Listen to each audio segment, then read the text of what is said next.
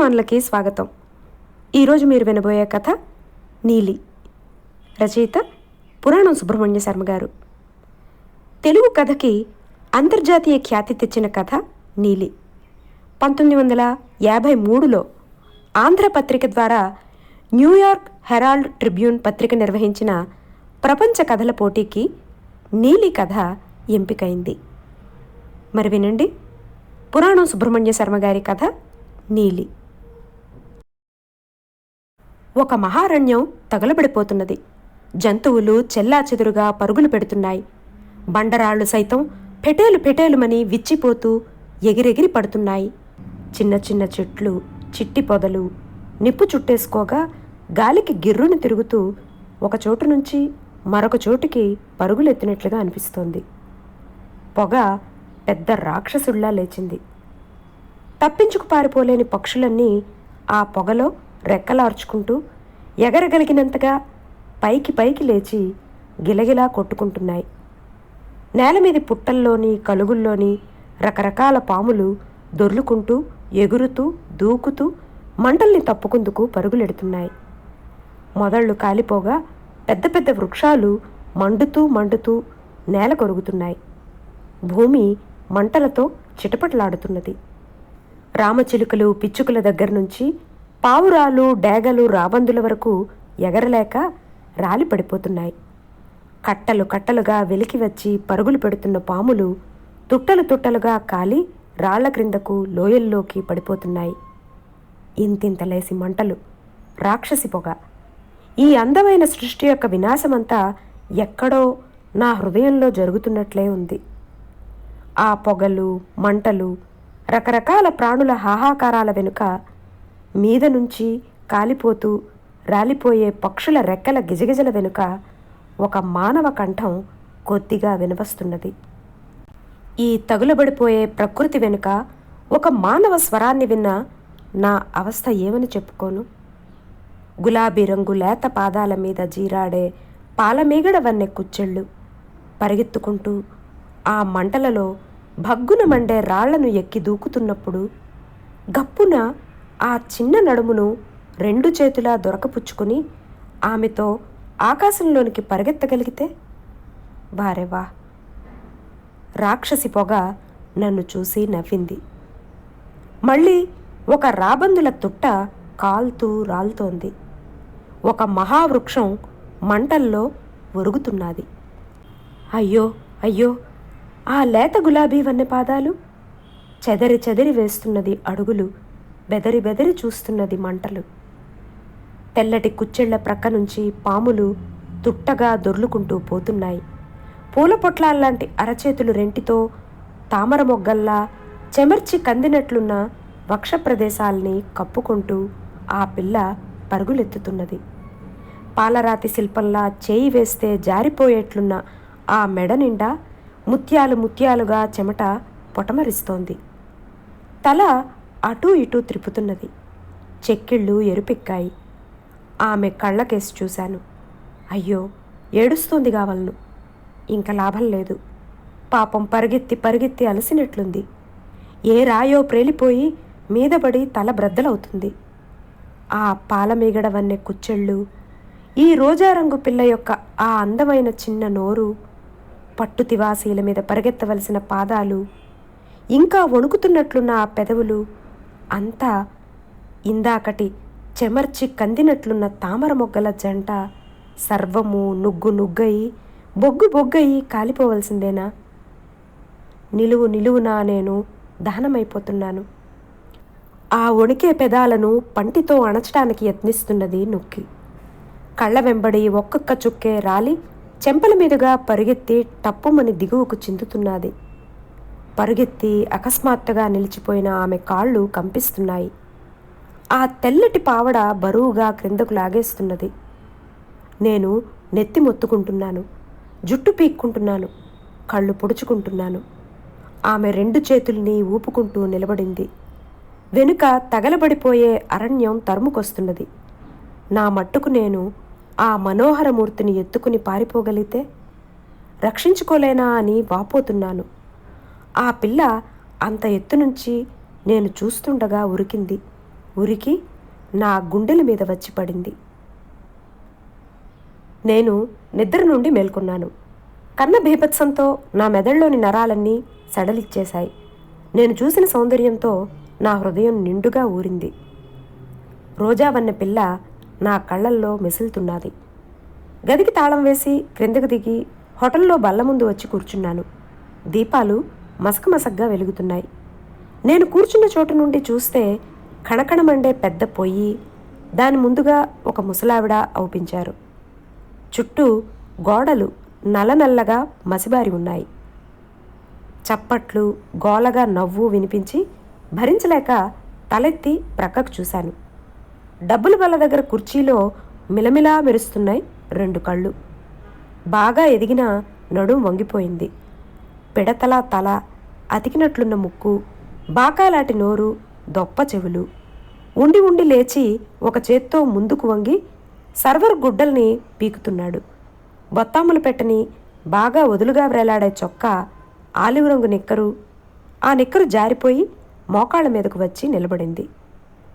కమ్మటి కాఫీని ఆప్యాయంగా చప్పరిస్తుండగా గ్రద్ద ముక్కు, చీకట్లో మెరిసే ఆ అయోమయ దృక్కులు నా వైపు తిరగటంతో సగం కాఫీ అట్టే విడిచి లేచిపోయాను. పొయ్యి మంట ముఖాన కొట్టగా చెంగుతో ఒత్తుకుంటూ ముసలమ్మ, రాత్రి భోజనం గదిలో పెట్టమంటావా నాయనా అంటూ వచ్చింది.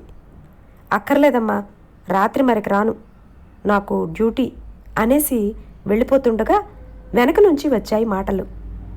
పెద్దదాన్ని, కూర్చునే ఓ కొనుక్కు తీస్తుంటాను, బద్దకించేవు నాయనా లేపడానికి. అయ్యో పాపం, మంచి మనిషి అనుకుంటూ అడుగులు ముందుకు వేస్తున్నాను. కానీ ఆ వెర్రి పిల్లాడు చూపుడు వ్రేలు ఆడిస్తూ నా మీద కురుకుతున్నట్లే అనిపించసాగింది. గుండెలలో నిండుగా దూకి నన్ను మధుర స్రవంతిలో ఓలలాడిస్తున్న నా రోజారంగు పిల్ల ఇంకా అక్కడే ఉన్నట్లు తోచి అరచేత్తో ఛాతీ రాసుకుంటూ రాతి మెట్లు దిగిపోతున్నాను. దిగితే ఇక నున్నటి సిమెంట్ రోడ్డే. మనుషుల ఆకారాలు, వివిధ వాహనాలు అన్ని వైపుల నుంచి కదులుతున్నాయి. నేను ఎక్కి దిగుతున్న రాతి మెట్ల క్రిందుగా మురికి కాలువ నెమ్మదిగా పారుతోంది. కొంచెం సమీపంగానే లాంతరు స్తంభం యొక్క వెలుతురులో ఒక సన్నటి నీడ కదులుతూ ఇటువైపే రావటం గమనించాను. చాలా నెమ్మదిగా కదులుతున్న ఆ నీడతో పాటు టక్కు టక్కుమనే కటువైన శబ్దం కూడా విన్నాను. ఎవరో కుంటిపిల్ల నా వైపే చూస్తూ ఆగింది. ఊతకర్ర మీద ఆనకపోయినట్లయితే నేను అకస్మాత్తుగా ఎవరో ముష్టిపిల్ల అనే నిర్ణయానికి చప్పున వచ్చి ఉండకపోదును. చంకలో కూజ పొందికగా ఇమిడి ఉంది. బహుశా నీరు తెస్తుండవచ్చు.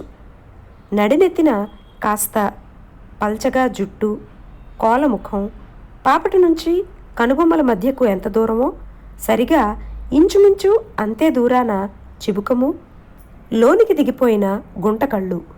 ఆ చీకట్లో 2 మిణుగురు పురుగులా అనిపించక మానదు. ఒక కాలు మెలితిరిగిపోయి వేలాడుతోంది.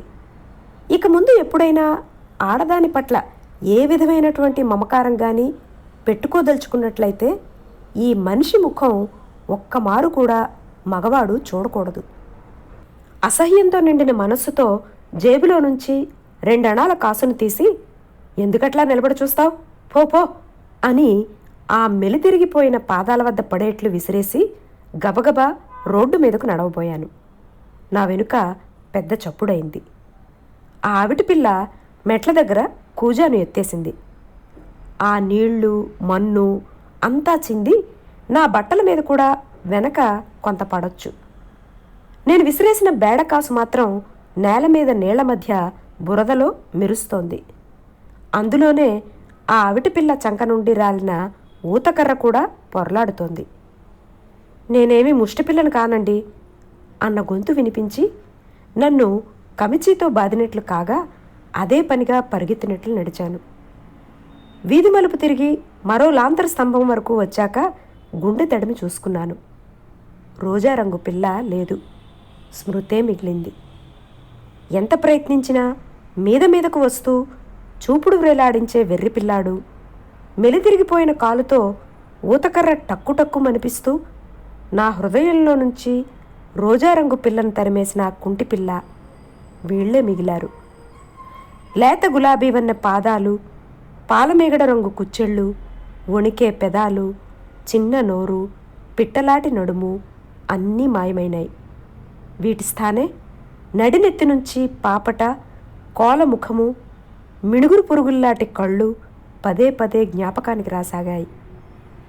మనసులో ఏడ్చినంతసేపు ఏడ్చాను అంతు చిక్కని రోజారంగు పిల్ల కోసం. నాకు చేతనైనన్ని రకాలుగా తిట్టుకున్నాను ఆ రెండు ముఖాల్ని. చివరికి రెంటిని నిత్యము చూడ్డం నుంచి తప్పుకోవటం కోసమైనా ఆ హోటల్ నుంచి మకావు ఎత్తటం వరకు బుర్రపాడు చేసుకుని ఆలోచించాను. ఆ రాత్రల్లా నిజంగా ఒక మహారణ్యం తగలబడిపోతున్నట్లే ఉంది నా మెదడులో. ఏమైనా 10 గంటల వరకు లేవకూడదనే తలుపుతో ముసుగు తన్ని పరున్న నేను ఎవరో తలుపు మీద దబదబా బాదటంతో విసుక్కుంటూ లేచాను. గది తొడవమంటారా అంటూ వచ్చిన హోటల్ కుర్రాన్ని చీపోమ్మని గసిరేశాను. ఆ ఉదయం వరండాలో పచారులు చేస్తుండగా ముసలమ్మగారు వచ్చింది. ఆవిడకు కొంచెం కోపం వచ్చి ఉండాలి రాత్రి భోజనానికి రానందుకు. కూజాల్లో నీళ్లు పట్టమని గది శుభ్రం చేయమని కుర్రాన్ని పంపిస్తే కొట్టవచ్చావుటగా నాయనా, నేనే తీసుకుపోదామని వచ్చాను. నీకు ఎల్లాటి పిల్లలు పుట్టుకొస్తారని ఇంకా బలమైన ఆహారం తింటే నేను చప్పున సిగ్గుపడిపోయానల్లే ఉంది. ఏళ్ల తరబడి శాశ్వతంగా హోటళ్లకు అంకితమయ్యే నా జీవితం జ్ఞప్తికొచ్చి నవ్వుకున్నాను.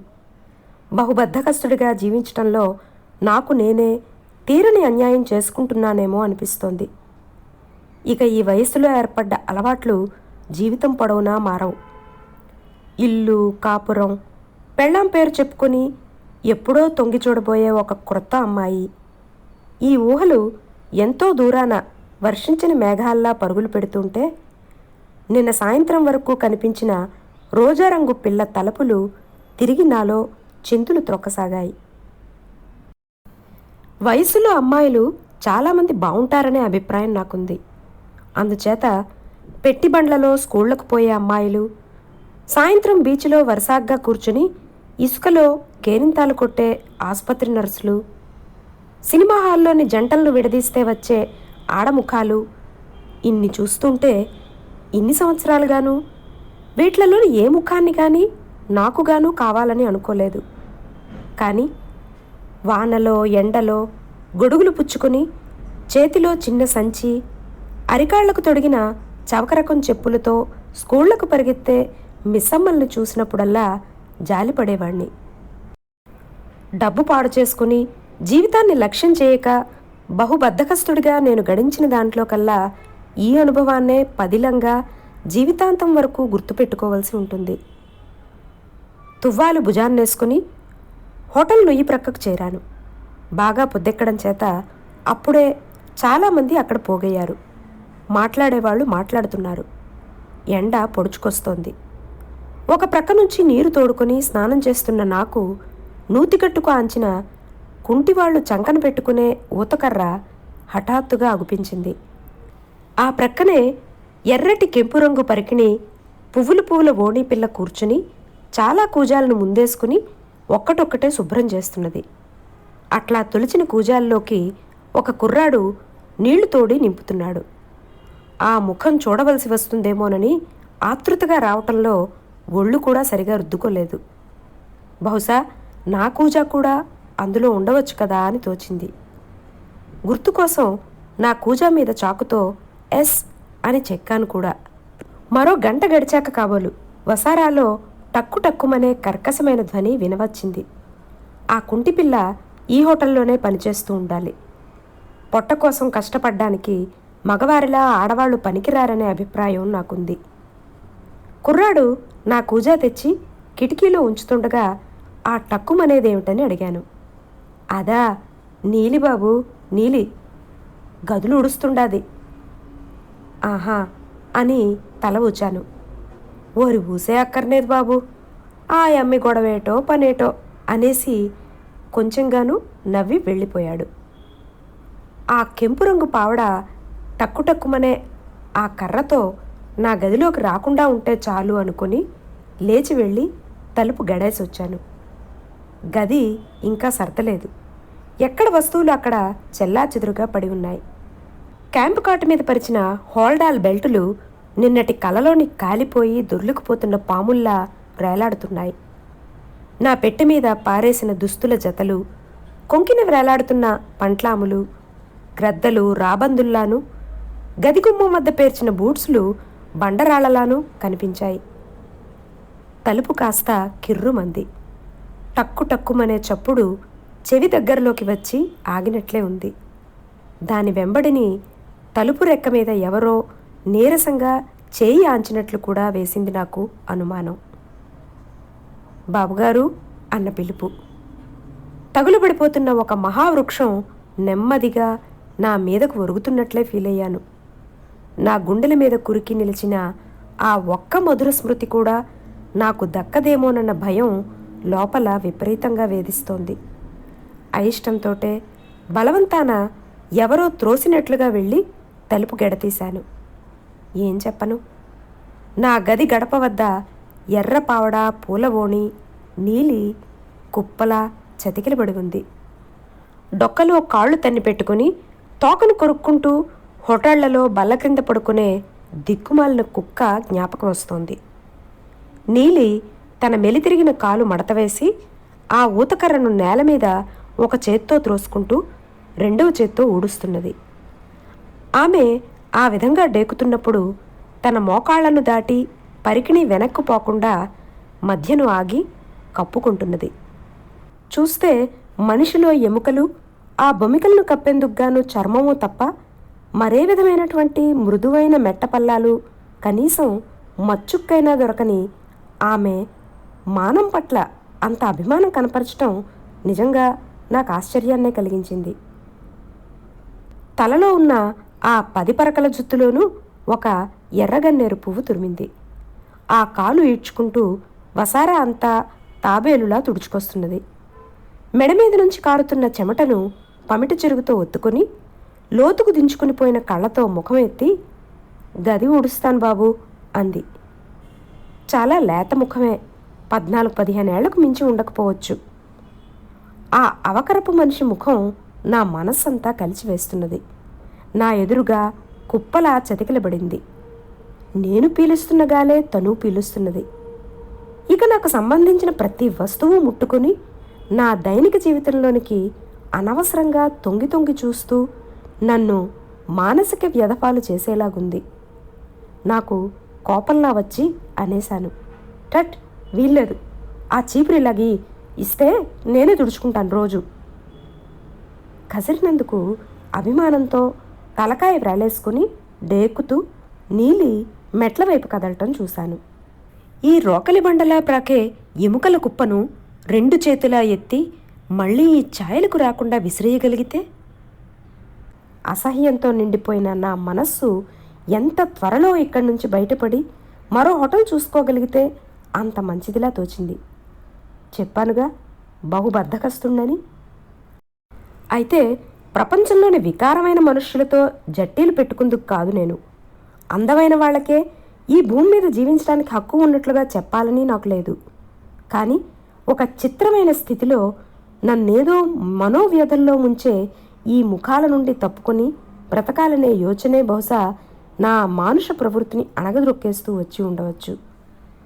ఉంటే డ్యూటీ చూసుకోవడం, లేకపోతే ఊరంతా చాంద్రాయణం చేసేవాణ్ణి. గది తాళాలు కూడా హోటల్ కుర్రాడి ముఖాన పారేశాను. ఎప్పుడన్నా తోస్తే 2 మెతుకులు కొరికేవాణ్ణి. లేని రోజున ఆ పళ్ళెం అట్లానే నౌకరు కుర్రాడు పట్టుకెళ్ళిపోయేవాడు. క్లబ్బులో చీట్లాట, రోజు జేబు ఖాళీ కావటం, దాంతో చిరాకుగా కోపంగా ఉండాల్సి వచ్చేది. ఆరోగ్యం అంటే ఇంత లక్ష్యం లేకుండా ఎందుకు ప్రవర్తించానో నాకే అర్థం కాలేదు. చాలా రోజులకి మళ్ళీ అద్దం ముందు కూర్చున్నాను. బుర్ర కుతకుత ఉడికిపోతున్నట్లుంది. తల నిండా దుమ్ము, కళ్ళు కూడా గుంటలు పడి లోతుకు దించుకుపోయాయి. గడ్డం తడుముకునేసరికి టెంకాయ చిప్పకు మళ్ళే గరుకుగా తగిలింది. ఇన్నాళ్లకు ఆ రోజు నాకు సెలవు. ఎక్కడకు వెళ్ళటానికి ఒంట్లో నాకు శక్తి లేదు. సిగరెట్లు తెగ కాలుస్తున్నానేమో, కళ్ళు కళ్ళుమని దగ్గు కూడా వస్తోంది. ఈ దగ్గు ఒక ప్రక్క నుంచి ప్రాణాలు తోడేస్తుంటే ఆ రాత్రి భయంకరంగా గడిపాను. కడుపులో ఏమీ ఇమడ్డం లేదు. 2 మార్లు తిన్నది, త్రాగినది అంతా నిద్రలో కక్కేసుకున్నాను. నోరంతా అసహ్యంగా మారింది. బట్టలు కుళ్ళు వాసన కొడుతున్నాయి. గొడ్డళ్లతో బాదినట్లు తలనొప్పి.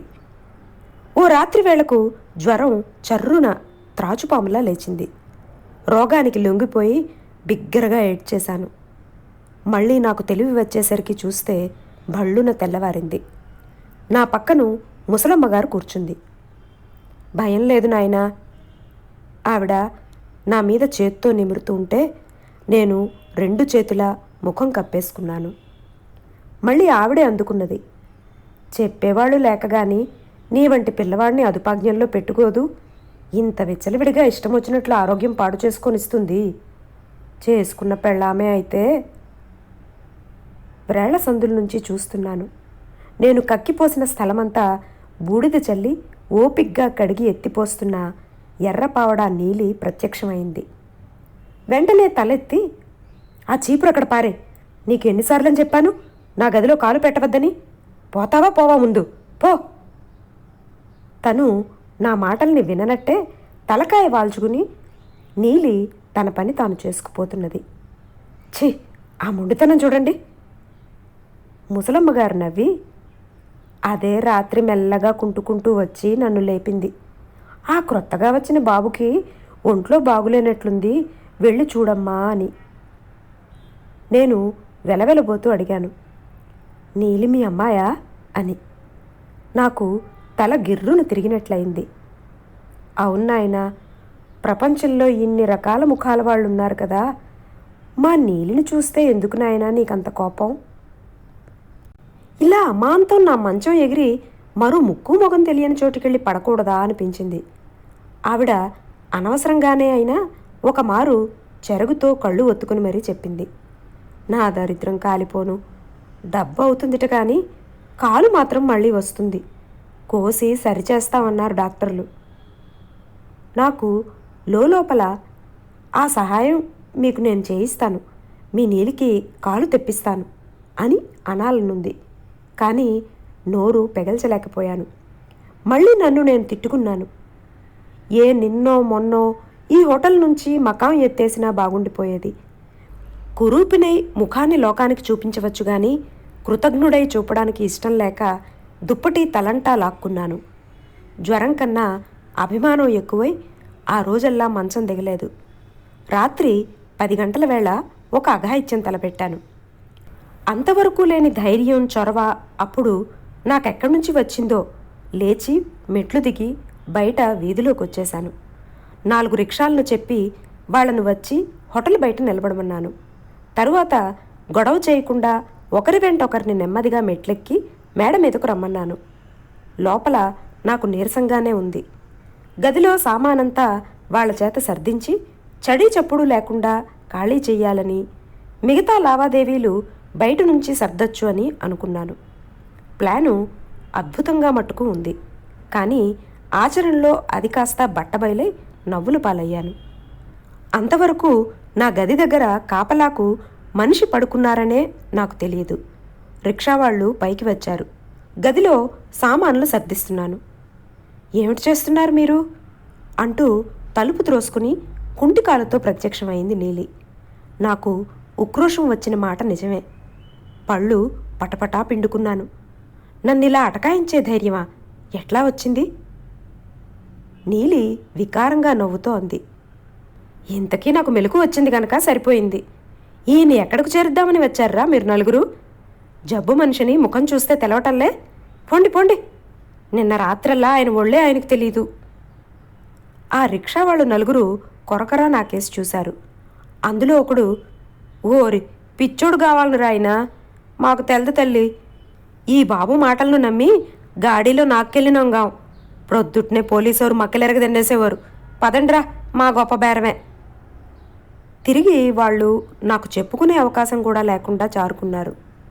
నేను నిలువునా కోపంతో దహించిపోతున్నాను. పిచ్చివాడినా నేను? ఎదురుగ్గా అసహ్యమైన ముఖం వేసుకుని భయం కూడా లేకుండా నవ్వుతోంది. చెంపలు తడుముకుంటే గరుగ్గా లోతుగా తగిలాయి. వెళ్ళి అద్దం చేతిలోకి తీసుకుని దీపం వద్ద వంగి ముఖం చూసుకుంటున్నాను. నల్లగా మసకమసగ్గా అలుముకొని పోయి ఉంది. చెరుగుతో నవ్వు ఆపుకుంటూ నీలి, తప్పు, మీరు అద్దంలో ముఖం చూసుకోకూడదు అంది. నేనున్న పరిస్థితిలో నా మీద అధికారం కూడా చెలాయించేలాగుంది. వారెవ్వా, ఇలారా, పోనీ నీ ముఖం చూసుకో దీంట్లో అని అద్దం ఆమెకెదురుగ్గా తోసి వెక్కిరించాను. నేనెప్పుడూ అద్దంలో నా ముఖం ఎట్లా ఉంటుంది అని చూసుకోను. నన్నెవరైనా క్రొత్తగా చూసినప్పుడు వాళ్ళ ముఖమే నేనెలాగున్నానో అద్దం కన్నా స్పష్టంగా చెబుతుంది అని వెళ్ళిపోబోతూ, మరి మీరు వెళ్ళి మళ్ళీ పళ్ళవాళ్లను. వాక్యం మధ్యలోనే నవ్వు వచ్చి తలకాయ ప్రక్కకు తిప్పుకుంది. వెళ్ళి 2 చేతులా ఆ ఎముకల ప్రోగును గుంజి గుంజి, నీకు మరీ కులాసా ఎక్కువైనట్టుందేమని అడగాలనిపించింది. నాకు వెంటనే జ్ఞాపకం వచ్చింది. సృష్టికర్త ప్రకృతి కూడా వికలాంగులకు అతి తెలివితేటలనిచ్చి బ్రతకమంటారని. మళ్ళీ కాకులు కూయకుండానే నా గదిలోకి సిద్ధమై, లేస్తూనే నా ముఖాన్ని మీకు చూపించకూడదనుకున్నాను కానీ అంటూ దబ్బున నేల మీద చతికిలపడి నిన్న రాత్రి చిందరవందరగా గది నిండా పరిచిన సామాన్ను ఎక్కడిదెక్కడ సర్దేస్తూ, రాత్రి మీరు గొడవ చేసినట్లు నేనెవ్వరికీ చెప్పలేదు, మా అమ్మకు కూడా అని తాను నాకు గొప్ప ఉపకారం చేసినట్లు చెప్పనులేండి అంది నా వైపు చూస్తూ. నిజంగా ముసలమ్మగారికి తెలిస్తే గోలవుతుంది. ఆ విషయం నాకు స్ఫురించనే లేదు. నీలికేసి గుట్లప్పగించి చూస్తూ పరున్నాను. ఆ కాలు వాళ్ళ అమ్మ ఆశించినట్లుగా బాగు చేయగలరేమో డాక్టర్లు అని నాకు అనిపించింది.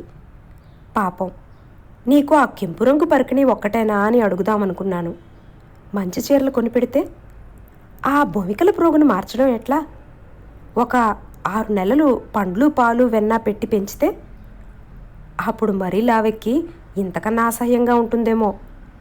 కాస్త వంటికి కండ పట్టాక పర్వాలేదు. చూడ్డానికి నీలి తమాషాగా ఉంటుంది. మరి ఆ మిణుగురు పురుగుల్లాంటి కళ్ళు, వాటికి బంగారు ఫ్రేమ్ కళ్ళద్దాలు తొడిగితే ముఖాన్ని కొంతవరకు కమ్ముతుంది. కొద్దిగా లిప్స్టిక్ వాడాక పెదాలు దొండపళ్ళే అనిపిస్తాయి. తర్వాత ఓ చిన్న పెట్టిబండిలో కూర్చోపెట్టి కాన్వెంట్ స్కూలుకు పంపితే చాలా మట్టుకు మంచి అమ్మాయిల్లేనే అవుతుంది. ఆ ఉదయం నేను రైల్వే డాక్టర్ దగ్గరకు వెళ్ళి సిక్ రిపోర్టు చెయ్యాలి. బిక్కమొగం వేసుకుని గుమ్మంలోని రిక్షా కేసు చూస్తూ ముఖానికి చేయి అడ్డం పెట్టుకుని ఎండలో నిలబడ్డది నీలి. నేనెక్కడికి పారిపోను, ఒట్టు, ఇంకెక్కడికి వెళ్తాను, మరి నాకెవ్వరూ లేరు అని నవ్వుతూ రిక్షా ఎక్కాను. నేను తిరిగి ఆసుపత్రి నుంచి లోనికి అడుగుపెట్టేసరికి హోటల్ క్రింద ఏదో కొద్దిగా రభస. పై పెదవిని దుబ్బులా కమ్ముకొచ్చిన మీసాలను కొరుకుతూ హోటల్ యజమాని మల్లయ్య, అబ్బా నువ్వుండవే అంటూ గసిరాడు భార్యను. ఆవిడ ముఖంలో తుపాను వెలిసే సూచనలెక్కడా కనిపించటం లేదు. నేను చడీ చెప్పుడు కాకుండా మేడ మెట్లు ఎక్కుతున్నాను. కన్న కడుపు ఇవాళ నాకెంత మండిపోతున్నది. ఏమి, తన కూతురేనా అప్సరస? తెలివి తక్కువతనానికి పిల్లను 4 కూకలేయాల్సింది పోయి తను వెర్రి పిల్లాడని అంటుందా? ఆ ముక్క అభిమానం గల నోట్లోంచి రావాల్సిందేనా? తెమ్మనండి, ఈవిడగారు ఏ కలకటేరో దిగివచ్చి పెళ్లాడుతాడు అనుకుంటోంది. కడుపులో ఇంతలేసి కుళ్ళు ఆలోచనలున్నాయని.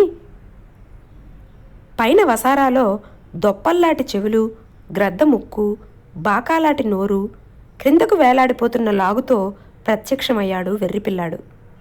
నన్ను చూసి కాలెగరేస్తూ మీద మీద కురకబోతుండగా సర్వరు, ఇదిగో నీలి మొగుడు బాబు అని లాగి పట్టుకుని, చెప్పవయ్యా, ఏది పెళ్ళం వచ్చాకేం చేస్తావు అన్నాడు. సరిగా అప్పుడే నీలి తాళం చెవులు ఇవ్వటం కోసం టక్కు టక్కుమని చప్పుడు చేసుకుంటూ వస్తున్నది పైకి. వెర్రిపిల్లాడు గెంతుతూ హిహిహి అని తప్పట్లు తరుస్తూ నవ్వుతున్నాడు.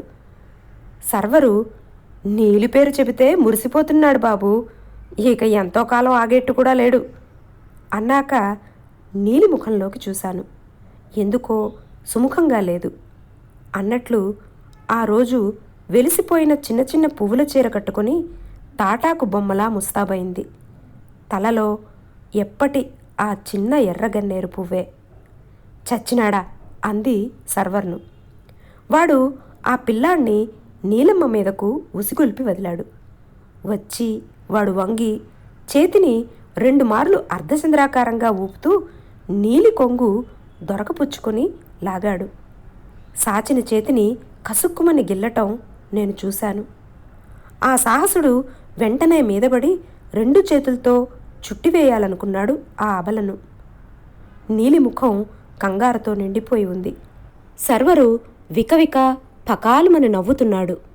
అంతే, విసురుగా చంకలోని కర్ర తీసి కాలిమీద వేసింది.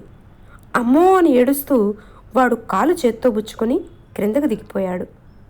చూస్తుండగా చేతిలోని కర్రను విసిరేసి గోడమూలను దబ్బున కూలబడిపోయి చేతులతో ముఖం కప్పుకుని ఏడవసాగింది. ఇంకా నేను ఊరడిద్దామనుకునే లోపునే గాలివానలా వచ్చిపడింది మల్లయ్య భార్య. ఏడుస్తున్నావటే పైగా చెట్టంత కుర్రాణ్ణి మోకాలి ముడుసు విరిగేట్లు కొట్టి, నీ చేతులు విరగా, సిగ్గులేని ముఖమా, మేనమామ కొడుకన్న గౌరవం ఏమన్నా ఉంది? నా కొడుకు కాస్త అమాయకుడు కనుక కర్ర తిరగేస్తావు అవునా? అది కాదత్తా, నా చెయ్యి పుచ్చుకులాగాడు. నీలి గొణుగుతోంది. ఆవిడ బుగ్గలు నొక్కుంటూ, అయితే అందుకు తగ్గట్టే వాడు. నీవేమో రమ్మననుకుని కులుకుతున్నావులే. నలుగురు ఎదుట మీదపడి అల్లరి చేస్తే నాకు అభిమానంగా ఉంటుందత్తా. పరుషంగానే అంది చెరుగు ముఖానికి కప్పుకొని కళ్ళు రుద్దుకుంటూ. అయితే నా కొడుకుని నలుగురు ఎదుట కర్రపుచ్చుకు వాయించావు, నాకెంత అభిమానం ఉండాలి? చెప్పుడు మాటలు వింటే బుద్ధులు ఇట్లాగే వంకర త్రోవలు పడతాయి. మిమ్మల్ని కడుపు కట్టుకుని ఇంతవరకు ఈడ్చుకొచ్చాక ఏకు మేకవుతారని కలగన్నావా అని ఆమె చేతులు ఊపుకుంటూ నిష్క్రమించింది. ఇలా రమ్మని పిలిచాను. నీలి నెమ్మదిగా ప్రాకుకుంటూ వచ్చి గది మధ్య బాసింపట్టు వేసి కూర్చున్నది. పాపం చాలా బాగా ఏడ్చినదల్లే ఉంది. ముఖమంతా చారికలు కట్టి ఉంది. నవ్వుతూ అన్నా, పెళ్లి చేసుకోమన్నారనేనా అంత దుఃఖమును? పోనీ నాకు మళ్ళీ ఉండిపోతావా? కాదండి, చూసారా ఎంత లేసి మాటలన్నదో మా అత్త. మీరు చూస్తూనే ఉన్నారుగా. మేమే ఇక్కడ వీళ్ళ నెత్తి మీద కూర్చుని ఊరికే తింటున్నామా? మా అమ్మ నేను అస్తమాను గాడిపోయి దగ్గర దాసీదాన్లా ఉదయస్తమానము కూరలు తరిగి గదులన్నీ ఊడ్చి కూజాల్లోకి నీళ్లు నింపి చచ్చే చాకిరీ చేస్తుంటామే. ఎంత అనాకారిగా పుట్టినా నాకు 2 చేతులంటూ ఇచ్చాడుగా భగవంతుడు. 2 నిమిషాలు నిశ్శబ్దంగా దొర్లిన మీదట చీర చెరుగు నుంచి దారపోగులు వెలికిలాగుతూ, నాకు చదువు నేర్పుతారు. తలకాయ వాల్చి నున్నటి గచ్చు మీద చేత్తో వ్రాస్తూ అంది. ఏమిటి, చదువా అని ఆశ్చర్యంతో నేను రెట్టించాను. కాస్తంత సిగ్గుతో, నాకు అక్షరాలు కూడా రావండి. చిన్నప్పుడు బళ్ళోకి పంపమంటే కొట్టినంత పనిచేసి మగపిల్లవాడికే లేనప్పుడు దీనికెందుకు చదువు, ఊళ్ళో ఎలాలా ఉద్యోగాలు చేయాలా అంటూ చాకరీలోకి దింపేసింది మా అత్తే. నా ఎదురుగ్గా కూర్చున్న తాటాకు బొమ్మ అందంగా ఉండాలని, మంచి నగలు చీరలు కోరుతుందని, అదృష్టాన్ని డబ్బును గురించి కలలు కంటున్నదని అనుకుంటాను కానీ చదువుకోవాలనుందని అంటుందనుకోలేదు. చదువుకున్న వాళ్ళంతా ఏం బావుకుంటున్నారు? మొదట్నుంచి ఇట్లాంటి ఆశలతో పెరిగిన వాళ్ళు జీవితంలో భయంకరమైన కలలు కన్నారని, భౌతికమైన దృక్పథం, అభిరుచులు, ప్రాపంచికపు అలవాట్లలో మెసలి తయారైన మనుష్యులు సుఖంగా బ్రతకగలుగుతున్నారని చెప్పాలనుకున్నాను. చేత్తో ఒక బొగ్గు తీసుకొని ఆ ఆ అని నేల మీద వ్రాసి ఇచ్చాను. చాలా సంతోషంతో నేను చెప్పినట్లు ఆ అక్షరాల్ని దిద్దుతూ మధ్య మధ్యను అవి బండబారిపోతుండటాన్ని అసంతృప్తితో గమనిస్తూ మళ్ళీ తలెత్తి నా ముఖంలోకి చూసి నేను చిరునవ్వు నవ్వగానే తల వాల్చి ఆ పొడుగాటి వ్రేళ్లను బొగ్గు మసిలో త్రిప్పేది.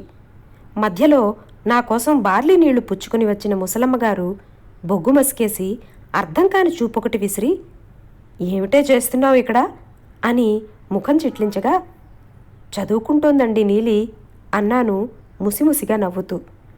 ఆవిడ ముఖం వికృతంగా మారిపోయింది.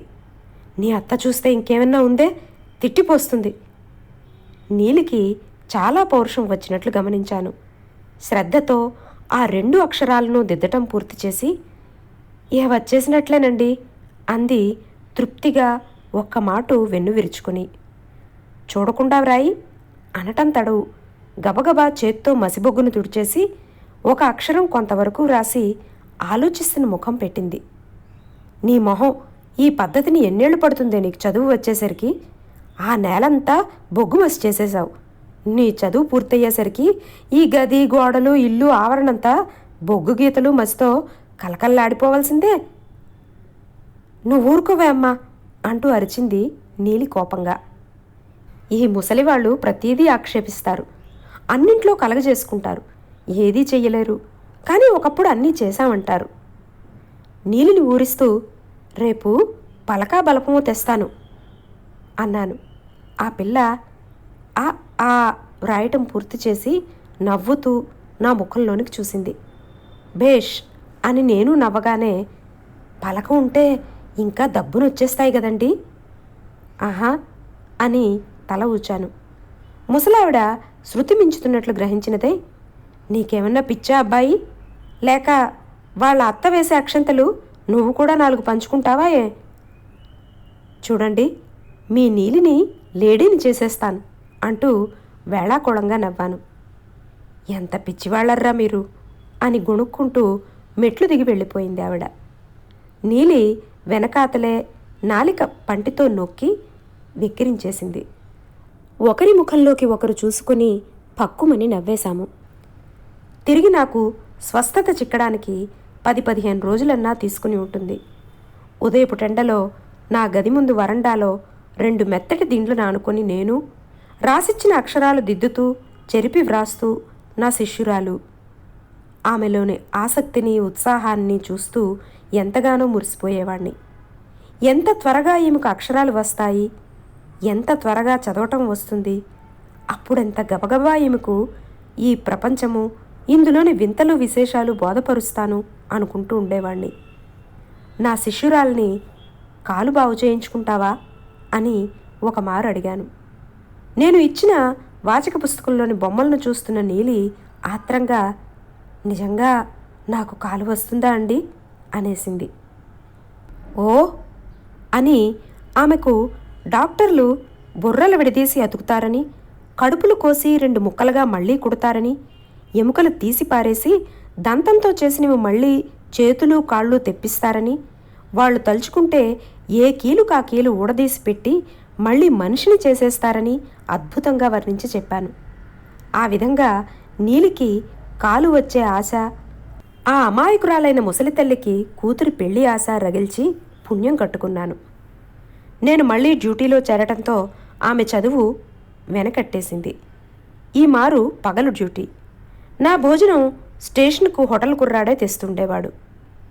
బాగా 12 గంటలైంది. లైను మీద బండి ఫారం చేస్తున్నాను. ఈ మధ్యలో దూరాన చెట్ల కింద పోర్టర్లు గుంపుగా ప్రోగడి గొడవ చేస్తున్నారు. ఏ దరిద్రుడైనా షంటింగ్లో కాలు చెయ్యి విరగ్గొట్టుకున్నాడేమోనని అటువైపు పరిగెత్తాను. ఆ గుంపు మధ్యలో ఎర్ర పరికిణి, ఎండగొట్టిన ముఖము, కుంటికాలు, చేతిలో క్యారియర్తో నీలి నిల్చుని ఉంది. నన్ను చూడగానే వాళ్ల వెకిలి నవ్వులన్నీ కట్టడిపోయాయి. ఎందుకొచ్చావు ఇట్లా అని కొంచెం కోపంగానే అన్నాను. ఇవాళ నౌకరు కుర్రాడు రాలేదు, మీరు అన్నం తినకుండా ఉంటారని. చాలా గొప్ప పని చేశావు. ఇంజన్లు బళ్ళు ఇట్లా తిరుగుతూ ఉంటే ఈ పట్టాలను బళ్లను తప్పించుకోగలనే వచ్చావా? ఇంకా నా పుణ్యం బాగుంది, నేను చూశాను కాబట్టి. నీలి కళ్ళలో నీరు తిరుగుతుండగా, ఇంకెప్పుడూ ఇట్లాంటి పని చెయ్యనండి అంది జాలిగా. సరే పద. రెక్క చేత్తో పుచ్చుకొని జాగ్రత్తగా పట్టాలు దాటించి ఎదురుగా కనుచూపు మేరలో పొట్టి మామిడి చెట్టు, పచ్చటి గడ్డి, ఆ నీడలో అక్కడ అక్కడ ఎండ తళుక్కుమని మెరుస్తుండగా ఇద్దరం అక్కడ చతికిలబడి అన్నపు గిన్నెలు నేల మీద పరిచాము. పోర్టరు పరిగెత్తుకెళ్ళి కూజాతో నీళ్లు తెచ్చాడు. నేను అన్నం కలుపుకొని తింటూ నీలి కోసం చల్లటి షర్బత్తు తెప్పించి ఇచ్చాను. నెమ్మదిగా షర్బత్తు పీలుస్తూ మధ్య మధ్యన మిసమిసలాడిపోతున్న ఎండలోని తెల్లటి మేఘాన్ని ఆశ్చర్యంతో చూస్తున్నది నీలి. 2 నల్లటి కాకులు ఒకదాన్నొకటి పొడుచుకుంటూ క్రిందుగా మా తలల మీద నుంచి పల్టీలు కొడుతున్నాయి. దూరాన ఎక్కడో కుక్క మొరుగుతున్న ధ్వని షంటింగు ఇంజను చప్పుళ్ళలో కలిసిపోయింది. చూసావా, ఆ లైను మీద నిలబడి ఉందే రైలు, దాన్ని ఇప్పుడే తయారు చేశాను అన్నాను నవ్వుతూ. ఆహా అంది ఆశ్చర్యంగా నా చేతులకేసి చూస్తూ. నా ప్రజ్ఞకు నీలి చాలా సంతోషించిందల్లే ఉంది. తీసుకెళ్ళి మళ్ళీ వద్దంటున్నా రిక్షాలో కూర్చోబెట్టి హోటల్కు పంపించేశాను. ఆ రోజు నాకు కొంచెం గర్వం వేసింది. నేను అన్నం తినకుండా పోతానేమో అన్న ఆందోళనతో నా కోసం ఒక ప్రాణి వెతుక్కుంటూ రావటం అనేది. ఆ విధంగా నీలే వెర్రిపిల్లాడికి నా మీద విరోధం కలగటానికి కారణమైంది. ఉన్నట్టుండి ఒక రోజున నా గదిలోకొచ్చి త్రోసేస్తున్నా నా మీద కురికి చేత్తో నా చొక్కా పీకి చించేశాడు. నేను చేయెత్తగానే బల్ల మీద బోర్లించిన గ్లాసును, రోజు ముఖం చూసుకునే అద్దాన్ని నా మీదకు గిరవాటు పెట్టి పారిపోయాడు. తరువాత నేను ఆ పిల్లవాడి బారి నుంచి చాలా తప్పించుకు తిరగాల్సి వచ్చేది. ఏమాత్రం ఏమారి ఉన్నా నా మీద పడి కరవటానికి కానీ బట్టలు పీకటానికి కానీ సిద్ధమయ్యేవాడు. పులిలా వాడి కళ్ళు నన్ను చూడగానే జిగేలు జిగేలుమనేవి. నోరంతా తెరిచి పళ్ళన్నీ బిగబట్టేవాడు. కాలును నేలకు రాసి ధనాధనామని దగ్గరున్న బల్లనో గోడనో కుర్చీనో తన్నేవాడు. క్రమేపీ హోటల్లో అంతా నీలి, నేను, ముసలమ్మగారు ఒకటి అన్న అభిప్రాయంలోకి వచ్చేశారు. నేను హోటల్కి వచ్చి దాదాపు 3 నెలలు పైబడినా యజమాని మల్లయ్యకు నాకు సన్నిహితత్వం ఏర్పడలేదు. ఇద్దరం ముభావంగానే ఉంటూ వచ్చాము. పంతులు గారు, చిన్న మాట అని ఆ రోజు తానే స్వయంగా కాఫీ కలుపుకొచ్చి పుచ్చుకోండి అని నా ముందు ఉంచాడు. చీకటి పడబోతోంది. మామూలుగానే మల్లయ్య హోటలు ఖాళీగా ఉంది. సర్వర్లు కూడా ఏ వీధి అరుగుల మీదో కూర్చుని బాతాకాని కొడుతూ ఉంటారు. అతను నెమ్మదిగా ఉపక్రమించాడు. ఎవరు మర్యాదస్తులో ఎవరిని నమ్మకూడదో నేను ఇట్టే పోల్చేయగలను. నేను తాపీగా కాఫీ గ్లాసు పెదిములకు తాటించి చెప్పమన్నట్లు చూశాను. పాపం, ఇటీవలే జబ్బుపడి లేచారు. మీ ఒంట్లో ఇప్పుడు మామూలుగా ఉంటోందా? డ్యూటీ చేసుకుంటున్నాను అని 4 వైపులా ఒక మారు చూసి సిగరెట్ ముట్టించాను. మల్లయ్య మీసాల క్రింద నుంచి నవ్వాడు. ముసలమ్మగారు నాకు జబ్బు చేశాక సిగరెట్ ముట్టుకోవద్దని ఆంక్ష వేసి నీలిని కాపుంచిందిలేండి, అందుకని. మీకైతే దాని అంగరక్షలకు ఎలా చిరాకు రావటం లేదో నాకు మట్టుకు ఆశ్చర్యంగానే ఉంది సుమండి. మా ఇద్దరి మధ్య సిగరెట్టు పొగ చిన్న మేఘంలా లేచి అడ్డుకుంది. మల్లయ్య అందుకున్నాడు. మా అక్కయ్య ఈ కుటుంబ వ్యవహారాలు సందర్భం కొంత మీకు చెప్పే ఉంటుందిలేండి. నేను ఇరుకున పడి ఏమంటే ఏం ప్రమాదమోనని ఆలోచించుకుంటున్నాను. దాని డబ్బు కూడా సుమారు 300 చిల్లర నా దగ్గర ఉందిలేండి. మా నీలికి 3 ఏళ్ళప్పుడు భర్త పోగానే వచ్చేసింది. చెప్పే ఉంటుంది మీకు. అతి కష్టం మీద హా అనగలిగాను. నీలికి కాలు బాగు చేయించాలని కూడా అని ఉంటుందిలేండి. తలకాయ ఊపాను. అసలు నేనే ఆ పనికి పూనుకున్నాను. ప్రతి మాటూ ఏదో విఘ్నమే.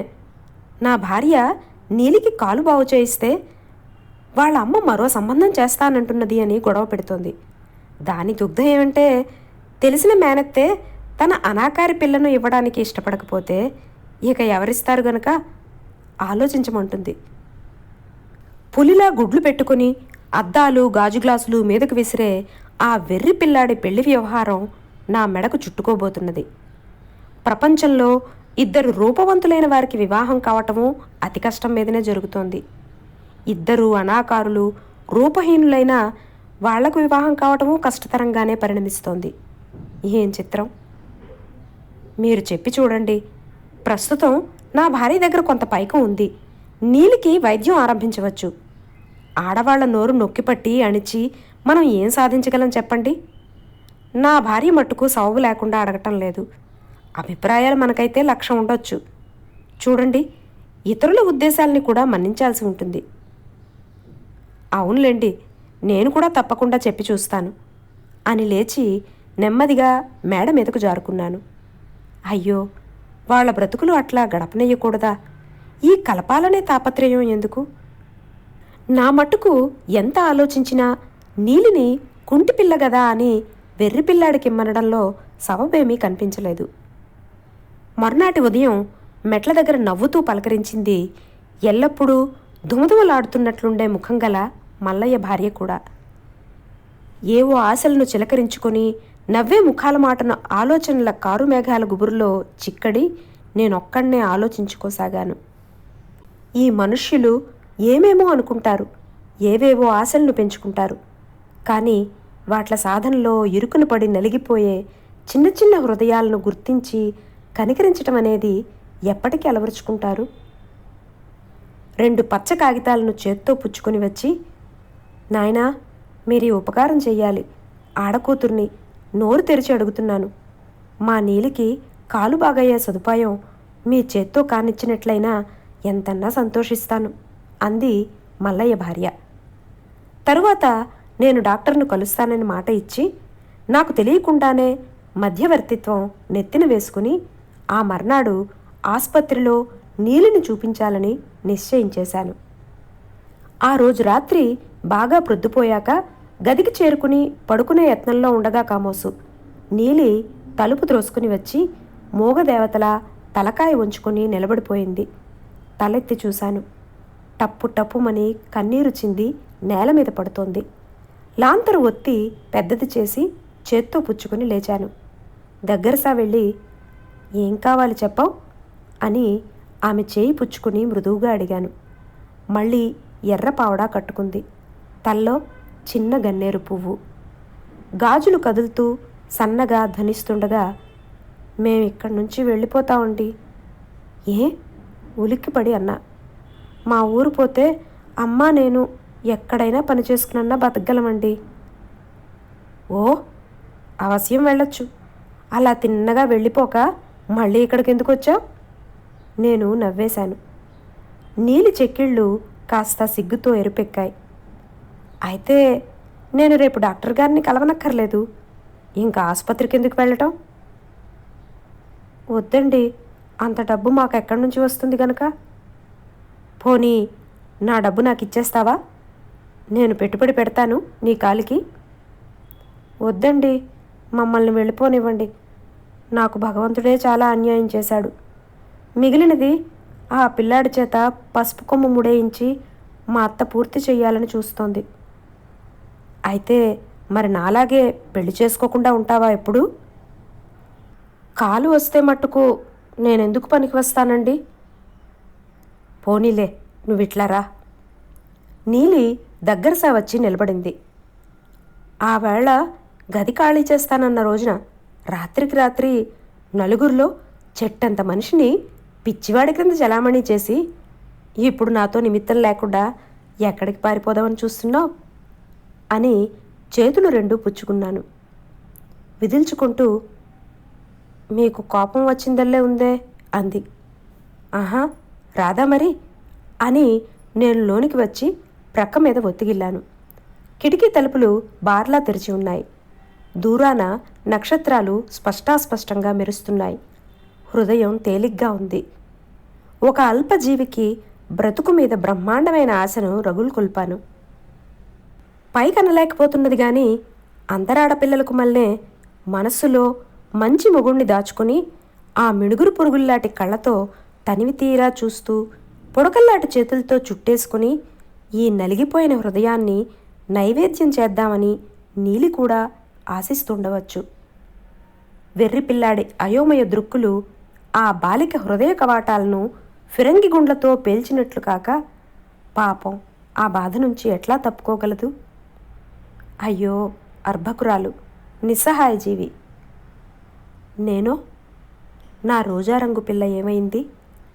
పాలమేగడ కుచ్చెళ్ళు, చిన్ని గులాబీ వన్నె లేత పాదాలు, కంపించే పెదాలతో మళ్ళీ ఒక్క మాటు ఎట్లాగున్నానో అని నన్ను చూడ్డానికి రాకూడదు? నాకు రెక్కలొచ్చాయి. గాలిలో పైకి లేచాను. చెట్ల మీద నుంచి పరుగెత్తాను. అలా ఎగురుతూ సంద్రాల్ని దాటాక అడవుల్ని చూశాను. పెద్ద పెద్ద పట్టణాలు, భవనాలు, వనాలు అన్నీ గాలించేశాను. వృధా. ఏడుస్తూ అలసిపోయి హోటల్లోని గదిలోకే వచ్చిపడ్డాను. నా హృదయం లోపలంతా శూన్యం. అరణ్యం భగ్గున మండితే చూడాలనిపించింది. త్రాచుపాములు పట్టుకొని పీకితే హాయిగా ఉంటుందేమో. బండరాళ్లను వేసి తల బ్రద్దలు కొట్టుకున్నా బాగుండుననిపించిందాయే. లాభం లేదు. సుఖము, సంతోషము నువ్వు ఇతరులకు ఇవ్వాల్సిందే గాని నీకెవ్వరూ ఇవ్వరు. అదృష్టం లేదనుకుని గట్టిగా హృదయ కవాటాలు మూసేసుకుని నాకేమీ అక్కర్లేదు, నేనే అందరికీ ఇవ్వాలి అని బిగ్గరగా చాటుకున్నాను. గుండెలు చేత్తో పుచ్చుకుని తడబడుతున్న కాళ్లతో నీలిని వెంటేసుకుని పెద్ద డాక్టర్ను కలిశాను. నా ప్రాణాలు బితుకు బితుకుమంటున్నాయి. డాక్టర్ల ప్రజ్ఞను గురించి చాలా కోతలు కోసినందుకు నొచ్చుకున్నాను. 5-10 కాగితాలు సమర్పించుకొని బ్రతిమాలాను. డాక్టరు ముఖం చిట్లించాడు. నీలికి కూడా భయంగానే ఉంది. ఆ వికారమైన నీలికేసి అదే పనిగా చూశాక ఆంగ్లంలో, లాభం లేదు, ఈ పిల్ల తట్టుకోలేదు, చాలా పెద్ద ఆపరేషన్ చేసి భూమికి మార్చాలి, అప్పటికి ఆ కాలు నడవటానికి మాత్రం ఉపకరించవచ్చు అన్నాడు. వెళ్ళి ముసలమ్మ గారిని తీసుకొచ్చాను. ఆవిడ డాక్టర్ కాళ్ళ వేళాపడి, బీదవాళ్ళం, పిల్లకు పెళ్లి కావాలి, కాలు లేందే ఎవరు చేసుకుంటారు బాబు అని చెప్పుకుంది. డాక్టర్ పక్కుమని నవ్వేశాడు. ముసలమ్మగారు ఆయన బూటు కాళ్లను 2 చేతులతో పట్టుకోబోయింది. గోడవారును నిలబడి ఉన్న నీలి చెంప మీద చిన్న దెబ్బ వేసి, నీకు పెళ్ళా? ఓహో, అయితే అవశ్యం నీకు కాలు ఇవ్వాల్సిందే అని నవ్వేసి వెళ్ళిపోయాడు. నీలి అచ్చం పెళ్లి కూతురిలానే సిగ్గుపడ్డది. ముసలమ్మగారి ముఖం చింకి చేటంతవటం కూడా గమనించాను. అరచేతిలో చేయి వేసి నలుపుకుంటూ, డాక్టర్ బాబు చాలా మంచివారే అని ఒకమారు కాదు 10 మార్లు వల్లించుకున్నదావిడ. ఆ రోజే సర్జికల్ వార్డులో నీలిని చేర్పించడం జరిగింది. మేం తిరిగి వచ్చేసరికి మల్లయ్య, భార్య, నౌకర్లు, వెర్రిపిల్లాడు అంతా పరంగుల మెట్ట మీది బొమ్మల్లా చూస్తున్నారు. చేర్పించేశారా? మల్లయ్య మీసాలు కొరుక్కుంటూ అడిగాడు. నీలిని ఎత్తుకుని పోయి ఎక్కడో దాచేశానని వెర్రిపిల్లాడు కోరచూపులు చూస్తున్నాడు. ఒరే, డాక్టరు ఎంత మంచివారనుకున్నావు, నీలికి తప్పకుండా కాలు తెప్పిస్తానన్నారు అంటూ చెప్పింది ముసలమ్మగారు. ఆ మధ్యాహ్నం మల్లయ్య భార్య కొడుకును తిడుతోంది. వెర్రి వెధవా, నీకెందుకురా ఇంత మమకారం? అది కనబడ్డం లేదని తిండి తినకుండా చస్తావా? ఒక్కచోట పెరిగామే అన్న అభిమానం దానికి లేకపోయింది. వాడు అస్తమాను హోటలంతా కలియదిరిగి అందరి గదుల్లోకి తొంగి చూసి మళ్ళీ వీధిలోకొచ్చి ఒకమారు చూశాక లోనికి పోతుండేవాడు. ఆ అమాయక హృదయం ఎంతగా దహిస్తున్నది నేను గుర్తించాను. ఆ పిల్లాడు క్రమంగా అనుకోనంత చిత్రంగా మారిపోయాడు. గంతులు, డబ్బాలు, గ్లాసులు తిరగదొయ్యటం, తన్నటం లాంటి చేష్టలు మానేశాడు. ఏదో మూల బల్లిలా గోడను అంటుకొని మూగగొడ్డులా కుమిలిపోవటం చూశాను. ముసలమ్మగారు గాని నేను గాని ఆసుపత్రికి వెళ్ళేటప్పుడు వచ్చేటప్పుడు చూసినట్లయితే 2 చేతులతో ముఖాన్ని కప్పుకొని ఏడ్చేవాడు. మీరే వాడి దుఃఖానికి కారణమన్నట్లు చూసేది మల్లయ్య భార్య. ఒకమారు వాణ్ణి రెక్క చేత్తో పుచ్చుకుని లేవనెత్తి, రాబాబు, నీకు నీళ్ళని చూపిస్తాను అంటుంది. వాడు వెంటపడుతుండగానే ఎక్కడి నుంచి చూసి వచ్చి పడిందో తల్లి ఒక్క విసురున వాడిని త్రోసేసింది. ఎట్లాగో తల్లిని త్రోసి తప్పించుకుని వాడు వీధిలో కొరకబోతున్నాడు. ఏమిటంటూ మల్లయ్య ప్రక్క తలుపు త్రోసుకుంటూ వచ్చాడు. చూడండి, ఈ సిగ్గులేని వెధవ పడిపోతున్నాడు ఆసుపత్రికంటూ. అతను చూస్తుండగా ఒంటి కాలు మీద లేచాడు. ఒక ప్రక్కగా నిలుచుండి బిత్తర చూపులు చూస్తున్న ఆ చేట చెవుల గ్రద్ద ముక్కు కొడుకు మీద తన్నగా పెడీల్మని వాడు లుంగలు చుట్టుకొని నేల మీద పడ్డాక కూడా మల్లయ్యలోని పశుత్వమంతా విజృంభించగా చేతులతో కాళ్లతో చితకబాదుతున్నాడు. క్యారియర్ విసిరేసి ముసలమ్మగారు అడ్డుపడబోయి సాధ్యం కాక, చంపకురా, వాణ్ణెందుకు చంపకురా అని అరుస్తోంది ఏడుస్తూ. నిష్కారణంగా చచ్చిపోతాడేమోననిపించి గబగబా మధ్యకు వెళ్ళి మల్లయ్యను బలంగా నెట్టి కుర్రవాణ్ణి లేవనెత్తాను. ఉండవయ్యా నువ్వు, శనిగుట్టు వెధవ, చచ్చాడన్నా కాదు. పిల్లాడు పూర్తిగా సొమ్మసిల్లాడు. వీపు డోక్కుపోయి నెత్తురు కారుతోంది. రైలు పట్టాల క్రింద పడి నలిగిన గొడ్డు కారు క్రింద పడ్డ కుక్కలా ఉన్నాడు. ముసలావిడ తమ్ముణ్ణి నోటికి వచ్చినట్లల్లా తిట్టేసింది అవ్వాళ. ఇవాళ చేస్తాను, రేపు చేస్తాను అంటూ డాక్టరు 4 రోజులు గడిపాడు నీలి ఆపరేషన్కి. ఒకరోజు ఆలస్యమైతే ఒకరోజు పెళ్లి వెనక్కిపోయినట్లుగా ముసలమ్మగారు లెక్కలు కడుతోంది. ఈ నెల్లాళ్లలోనూ అద్భుతంగా మారిపోయింది నీలి. చిక్కటి పాలు త్రాగుతుండటం చేత శరీరానికి కాస్త మిసమిసలు వచ్చాయి. డోక్కుపోయినట్లుండే చెక్కిళ్ళు, కోలముఖం కాస్త గుండ్రంగా తయారైంది. నడుం దగ్గర నుంచి చూస్తే మనిషి బంతిలాగైంది. నవ్వినప్పుడు కాస్త ముఖం చూడాలనిపిస్తోంది. పెదాలు ఎరుపెక్కాయి. నా సంతోషం ఏమని చెప్పుకోను. రోజు చిన్న చిన్న బహుమతులు పట్టుకెళ్ళి ఇస్తూ వచ్చాను. రిబ్బన్లు, జడపిన్నులు, పూలు, రకరకాల గాజులు. ఒకటేమిటి, నాకు తోచిందల్లా కొనుక్కెళ్ళి ఆమె ముందు కుప్పగా పోసేవాణ్ణి. హృదయం దగ్గర నుంచి ఆఖరికి జడపిన్ను వరకు ఏదన్నా ఇతరులకు ఇవ్వటంలో ఎంత ఆనందం ఉందో అప్పటి వరకు నాకు తెలియదు. ఇంకా ఆ కళ్ళు 2 వికారంగానే ఉన్నట్లు తోచాయి. సాయంత్రాలు ఆస్పత్రి వరండాలో బల్ల మీద కూర్చుంటే చల్లటి గాలి, ఎదురుగుండా జాగ్రత్తగా పెంచిన చిన్న తోట, దాంట్లోని పచ్చటి రకరకాల మొక్కలు, అస్తమించే సూర్యబింబం, ఆకాశంలోని రంగురంగుల పిట్టలు కనిపించేవి. నీలి సిమెంటు బల్ల మీద, ఎదురుగుండా గడ్డిలో నేను ముసలమ్మగారు కూర్చుని కబుర్లు చెప్పుకునేవాళ్ళం. అప్పుడప్పుడు ఆ ఊతకర్రను గడ్డిలో దాచేసి తమాషాలు చేసి నీలి ముఖంలోని ఆతృతకు, నిస్సహాయతకు నాలో నేను నవ్వుకునేవాణ్ణి. ఏమండి, నీలికి కాలు వస్తే తప్పకుండా బాత్రూమ్ శాండిల్స్ కొనిపెట్టాలండి అన్నా. అంటే అని అమాయకంగా అడిగింది నీలి. ఆమె కేసి చూస్తున్న వాణ్ణి చప్పున నా జేబులోని చలవ కళ్ళజోడును తీసి బలవంతాన ఆమె ముఖానికి తొడుగుతూ, చూడండి, మీ అమ్మాయి లేడీలా లేదు. నీలి చేత్తో అద్దాలని తీయబోయింది.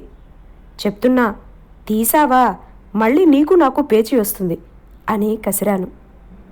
అమ్మా, మరైతే అద్దం తెచ్చిపెట్టవే, ఎట్లాగుందో చూసుకోవాలి అంది. ముసలమ్మగారు నవ్వుతూ లేచింది.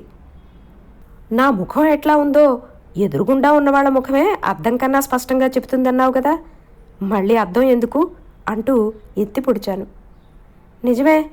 నిజమేనే అమ్మా, అద్దం అక్కర్లేదే అని గట్టిగా కేకపెట్టింది ముందు పోతున్న తల్లికి వినపడేలా.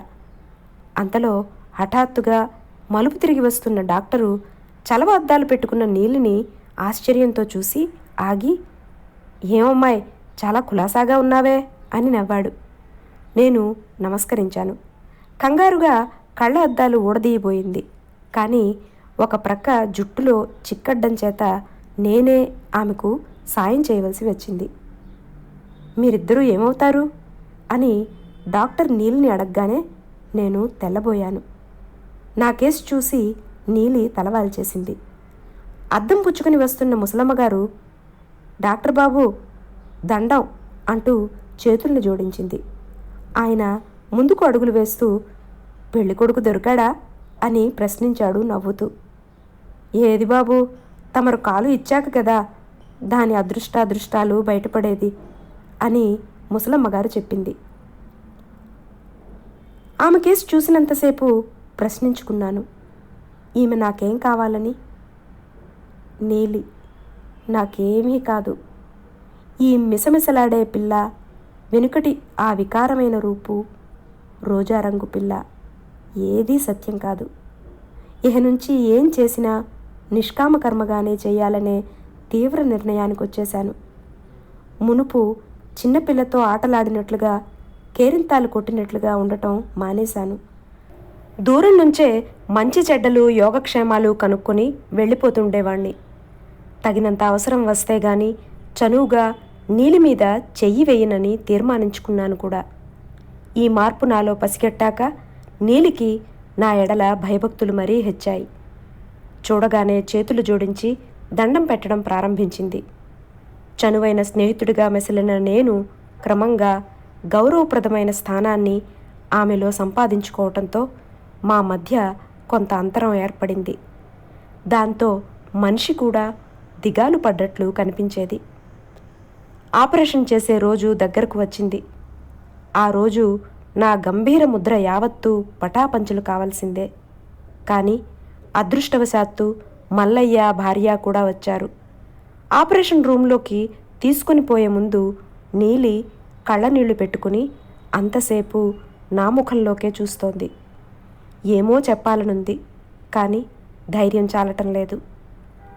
నీకేమీ భయం లేదు నీలి, తుడుచుకో చెంపలు అని సర్ది చెప్పాను. కానీ నాకు కాళ్ళు ఆడడం లేదు. నేనెప్పుడూ ఇట్లాంటి అవస్థలో చిక్కడలేదు.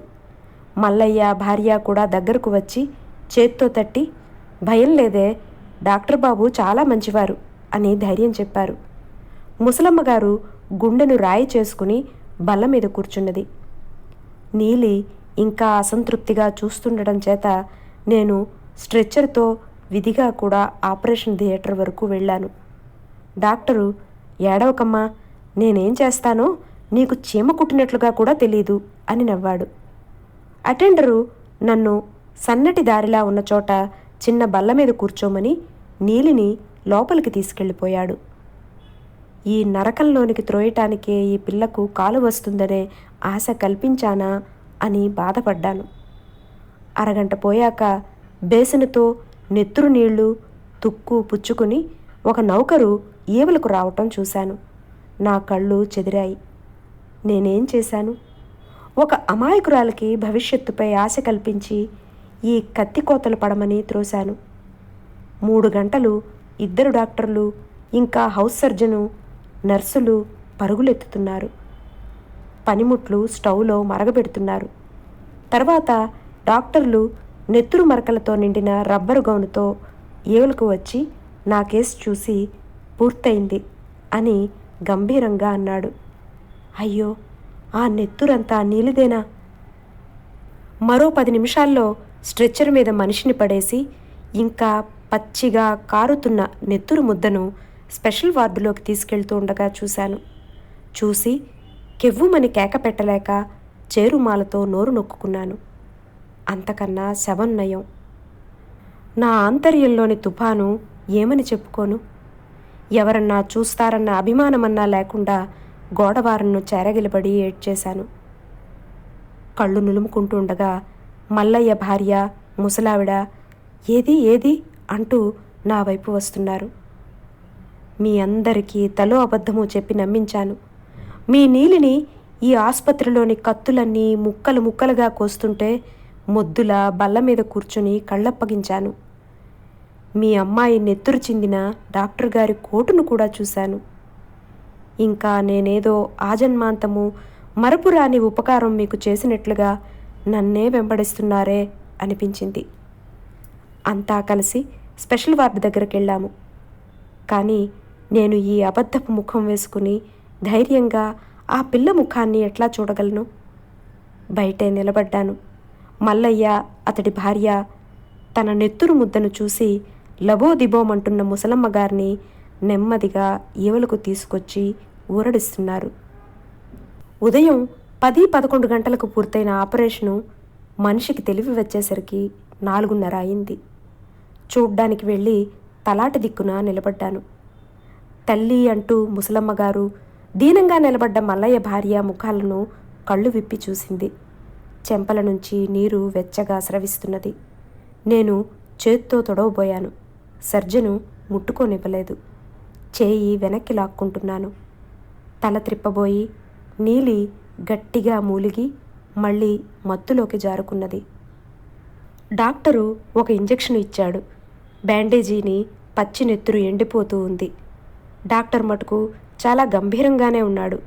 వెళ్ళిపోతూ జాగ్రత్తగా కనిపెట్టుకు చూడవలసిందని, గంటకు ఇంజెక్షన్ ఇచ్చి మనిషిని తట్టుకునేలా చూడమని చెప్పాడు.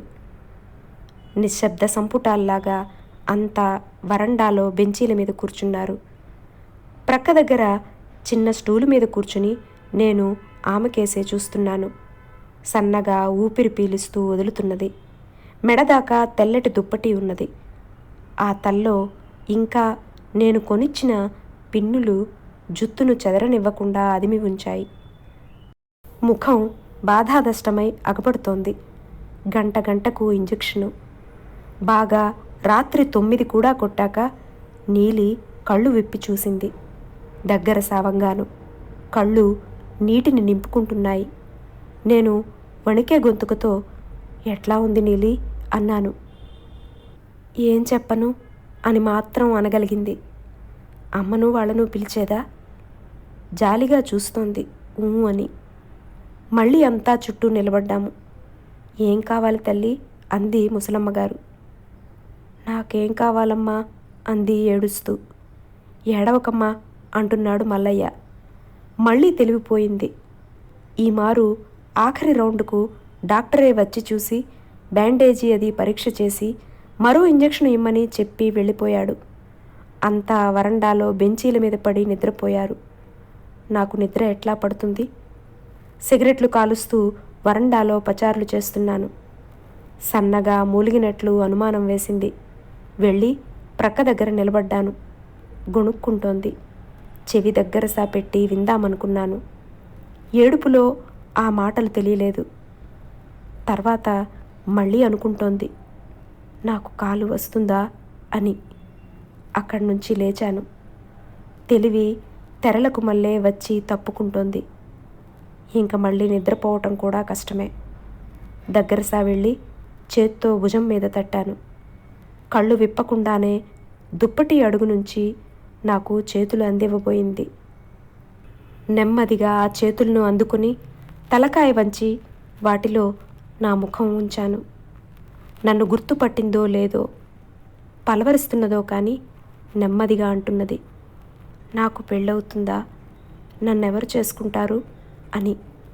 స్టూలు మీద కూర్చున్న నేను తలెత్తి నా నిష్కామకర్మ పిచ్చినంతా వెనక్కు నెట్టి అడిగాను.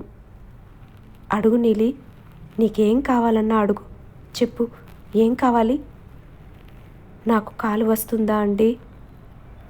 ఒక ప్రక్క నుంచి నా హృదయం బేటలు వారుతున్నా అణుచుకుంటూ అన్నా.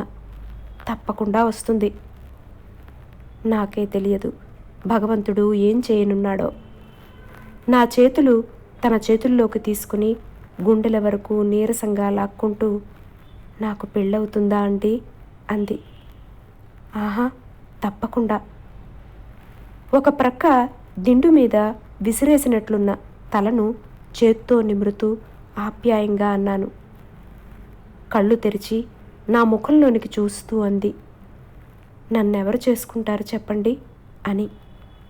ఒక్క క్షణం ఆలస్యం చేశాను. మళ్ళీ తెలివి తప్పిపోయింది. నేను మరో సిగరెట్టు తీసి ఈవలకు వచ్చి ముట్టించాను. ఆ మధ్యన మేం కబుర్లాడుతూ రోజూ కూర్చునే బల్ల, చిన్న తోట, రకరకాల పచ్చటి చెట్లు అన్నీ చీకట్లో నిద్రిస్తున్నాయి. నక్షత్రాలు అబద్ధాలాడే మనుష్యుల ముఖాలు చూడలేక కావాలను చిన్నబుచ్చుకున్నట్లు సన్నగా వెలుగుతున్నవి. ఒకప్పుడు ముష్టిపిల్ల అని బేడా మీదకు విసిరేశాను. కంట కనిపిస్తే చీ పొమ్మన్నాను. తల్లి ఎదురుగ్గా బిడ్డను అసహ్యించుకున్నాను. కానీ ఏం సంబంధం లేకపోతే ఇప్పుడు ఈ వరండాలో పడి నీకు మంచి రోజులున్నాయని ఆశపెట్టిన నేను నీలి ముఖం చూడ్డానికి భయపడుతున్నాను. మళ్ళీ అడుగుతుంది. ఏం చెప్పను? దూరాన ఉండి ఉడిగి ఏదో లారీ కానీ బస్సు కానీ పరిగెత్తుతున్న ధ్వని, ఏదో మూల నుంచి పరిగెట్టి వస్తున్న రైలు చప్పుడు గాలిలో కొట్టుకొస్తున్నాయి. హౌస్ సర్జను కంగారుగా ఈవలకు వస్తున్నాడు. ఏమిటి అంటూ ఎదురు వెళ్ళాను. బ్యాండేజీ కదిలి నెత్తురు లీక్ అవుతున్నది. డాక్టర్కు ఫోన్ చేయాలి. కానీ మీరెవళ్ళు వాళ్ళ తాలూకు మనుష్యుల్ని లేపకండి, గొడవ చేస్తారు అంటూ పరిగెత్తాడు. నేను నెమ్మదిగా ప్రక్క వద్దకు చేరుకుని నల్లరాయిలా స్టూలు మీద చతికిలపడి ఆమె ముఖంలోకి చూస్తున్నాను. నా అంతరాంతరాల్లోంచి నీలి వెళ్ళిపోతున్నదని తోచింది. తల ప్రక్క మీద వాల్చి వెక్కి వెక్కి ఏడ్చాను. నా తల మీద నీలి చేయి వేసింది. కళ్ళు తుడుచుకుంటూ ఆమెలోకి చూశాను. నన్నెవరు పెళ్లి చేసుకుంటారు అంటోంది జాలిగా. ఆడేస్తాను, నిష్కామకర్మగా అబద్ధం చెప్పేస్తాను.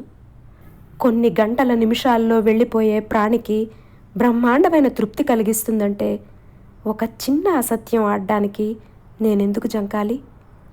అయ్యో, చనిపోతున్నదని తెలిసి కూడా అబద్ధం చెప్పనా అని వెనక్కు లాగుతున్నది మనస్సు. మానవత్వం అనేది ఏ కోసాన్నైనా ఉంటే చెప్పు. ఈ క్షణాలు జారవిడిస్తే మళ్ళీ నిన్ను ఎప్పటికీ ఏమీ అడగదు ఆ ప్రాణి. ఇప్పుడే ప్రపంచంలో ఆమెకు ఏదన్నా సంతృప్తి కానీ సుఖం కానీ కలిగించే మాట ఏదన్నా ఉంటే అది నీ నోటి నుంచే రావాలి. త్వరపడు, ఇందులో నీకేమీ స్వార్థం లేదే అంటూ ఎవరో హెచ్చరించినట్లుగా అయింది. నా నరాలు కూడదీసుకుని దీక్షగా ఆమెకేసి చూశాను.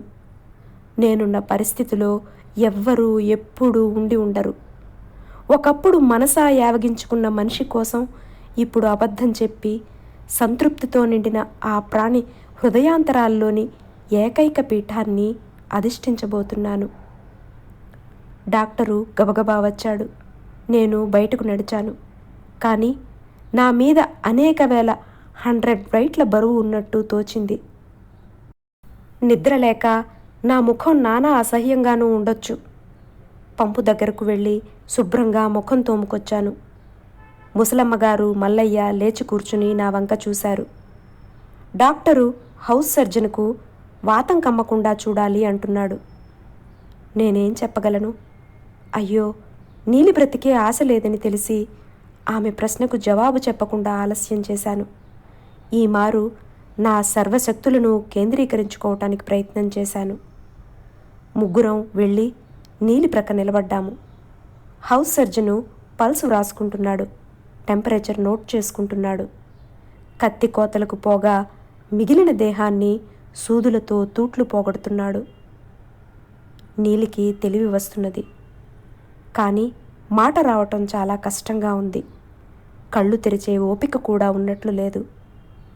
మల్లయ్య భార్య వెర్రి పిల్లాన్ని వెంట పెట్టుకుని వచ్చింది.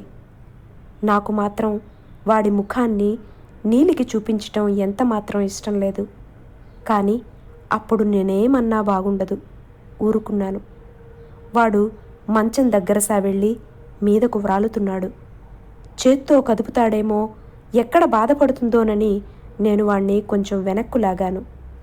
ముఖం మీద ముఖం పెట్టి పరీక్ష చేస్తున్నాడు. తప్పు అని నేను ముక్కు మీద వేలు పెట్టుకు చూపాను.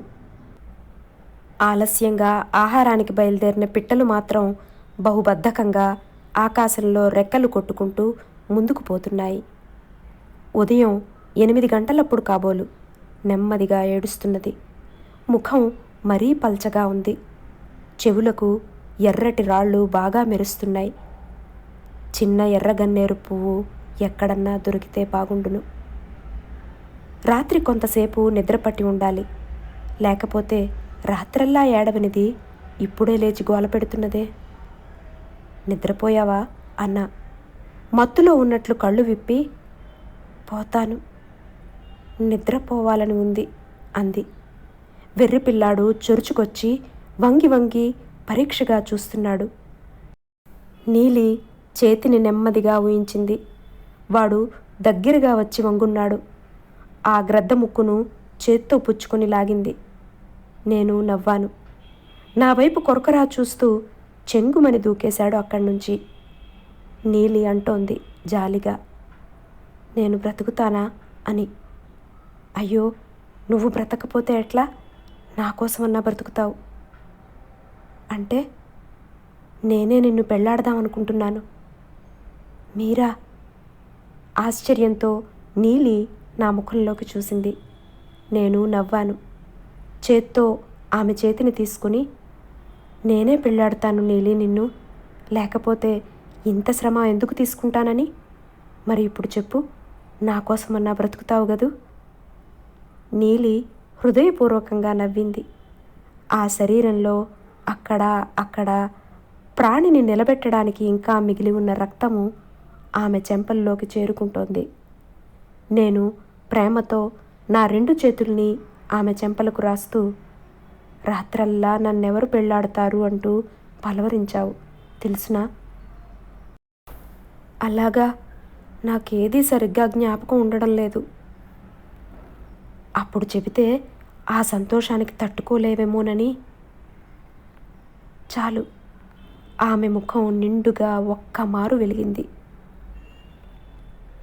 నేను నాటకంలో నా పాత్రను చాకచక్యంతో నిర్వహించాననుకుంటాను. తర్వాత నీలి ఏమైందో నాకు తెలియదు, తెలుసుకోవాలని లేదు.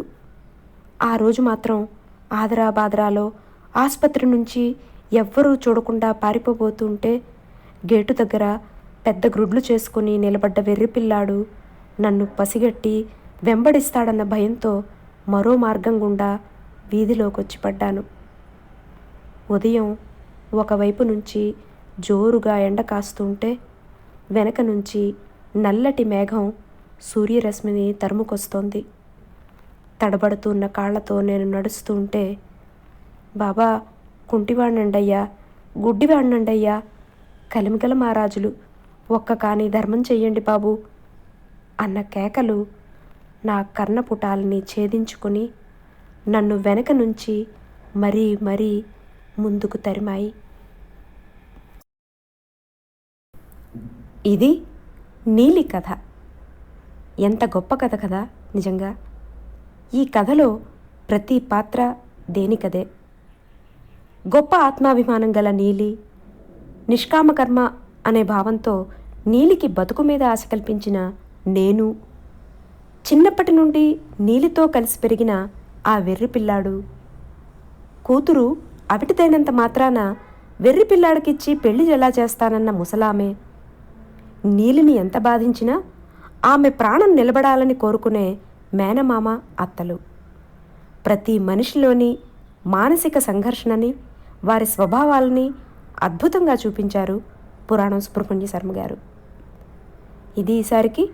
వచ్చేసారి మరో మంచి కథతో కలుద్దాం. అంతవరకు సెలవు. నమస్కారం.